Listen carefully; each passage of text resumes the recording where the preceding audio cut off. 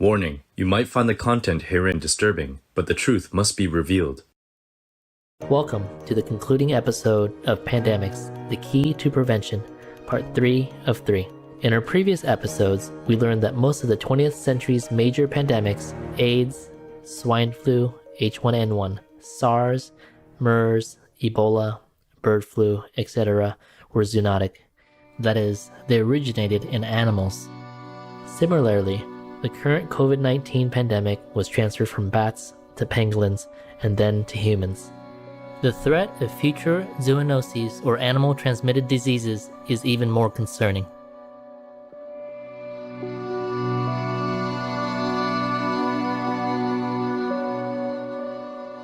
Since 1960, the Earth's population has more than doubled, but during that same period, meat production has increased by approximately 500%, meaning that humans are eating more meat than ever before.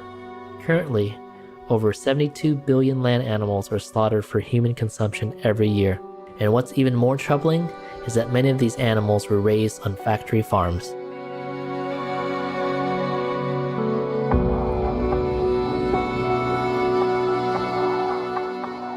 For years, World Health experts have warned about the dangers of factory farms as uncontrolled sources of new viruses.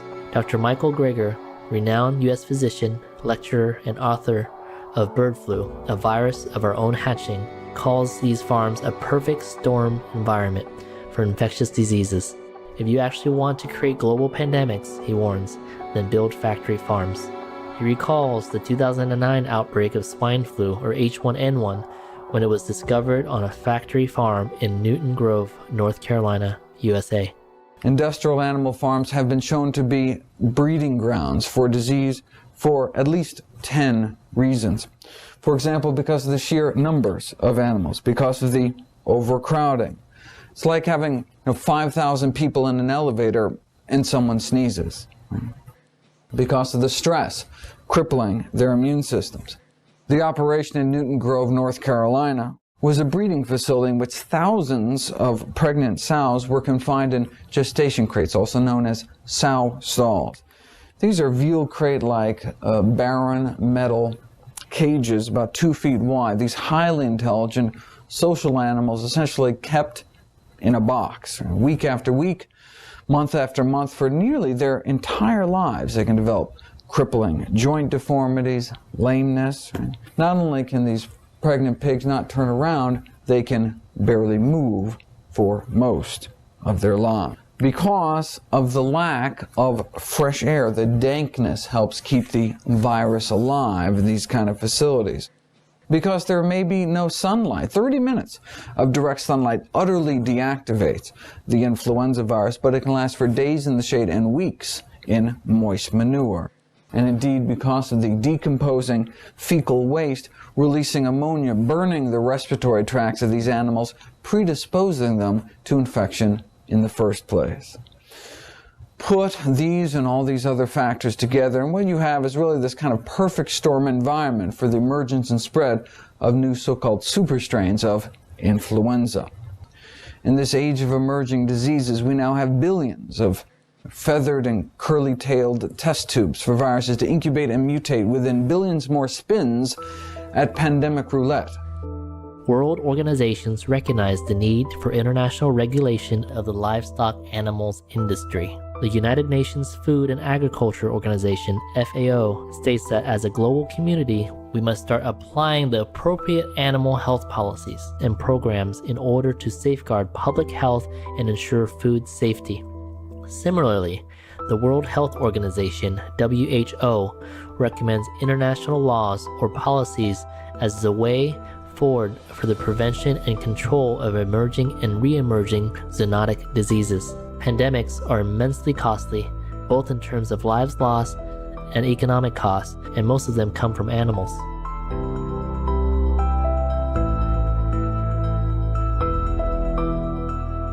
Raising livestock animals and meat consumption are also the major causes of climate change, deforestation, pollution, and loss of wildlife. Given these massive costs, what kind of laws do we need to enact? Ed Winters, aka Earthling Ed, is a vegan educator from London, England. In his YouTube video, Coronavirus, How Did It Really Start and How Do We Stop It Again?, he explains that meat consumption has been the root cause of many of the world's deadliest diseases. As such, eating meat can no longer be considered a personal choice. The Centers for Disease Control and Prevention warns that 3 out of 4 new or emerging infectious diseases in people come from animals. And the World Health Organization, the Food and Agricultural Organization of the United Nations, and World Organization for Animal Health have previously stated that increased demand for animal protein is one of the main risk factors of a pandemic. How can we claim that exploiting animals is a personal choice when doing so not only kills trillions of non-human animals, but in turn increases our risk of pandemics? If COVID-19 can teach us anything, it must be that in the blink of an eye, everything can change. And we must ensure that when it dissipates, we do not go back to business as usual. As long as we exploit others, we increase our risk of these things happening again. How many more have to die? How many more viruses does there need to be? How many more need to suffer? And at what point does enough become enough? Let us use this crisis to learn from our mistakes.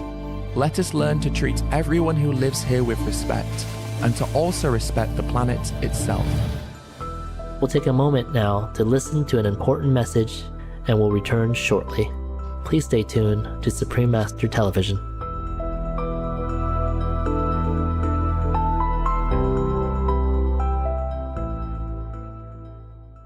Welcome back to our program, Pandemics, the Key to Prevention, Part 3 of 3. COVID-19 started because of humanity's habit of meat consumption. Is COVID-19 trying to tell us something?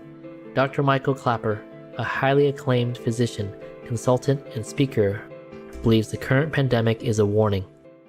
I have to say something about the origin of this scourge that we're facing.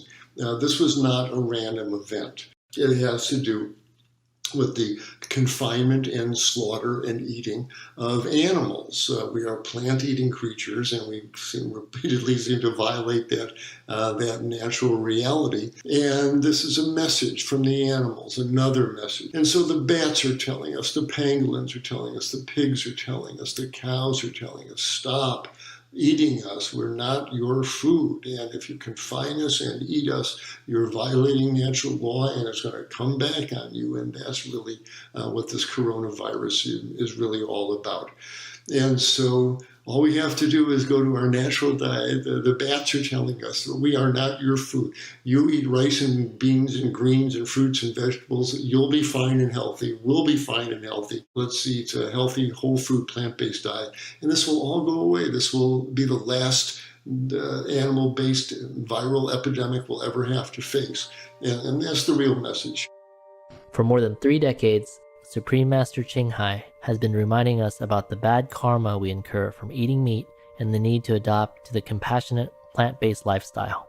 The current situation is so critical that in March 2020, Master sent an urgent message to all world leaders and governments. The world is burning, threatened to get worse any moment. Humans and animals perishing at an alarming rate. Heavens and earth are plaguing us with ever new, more strange diseases. Destructive signs are evident everywhere. Warning signs are amber and obvious around our world. Our climate is accelerating. Animal raising, fish, egg, milk industry, etc., anything to do with animals, are the worst producers of lethal methane gas, which heats up our planet. So, stopping these brutal, murderous businesses is the fastest way to cool our earth. You have the power to stop all this. You have the privilege to implement vegan law. No more animal-related suffering businesses. Zero pain, agony for all beings, humans and animals. Because kindness will beget kindness, and compassion will beget compassion. Mercy will beget mercy from heaven. And this vegan law is the most effective way to save our world. So do not run away anymore from this inevitable decision. Simply just make the vegan law and sign it before it's too late for you to decide the right thing, before it's too late to even regret, before more of God's wrath descends upon us with more severe weather, more plague, more terror, more lives lost, more precious resources disappear, more financial disaster. Work for God, with God, so you will be feeling light, pure, and happy. By doing the right thing now, make the vegan law to save our world. Make veganism the law.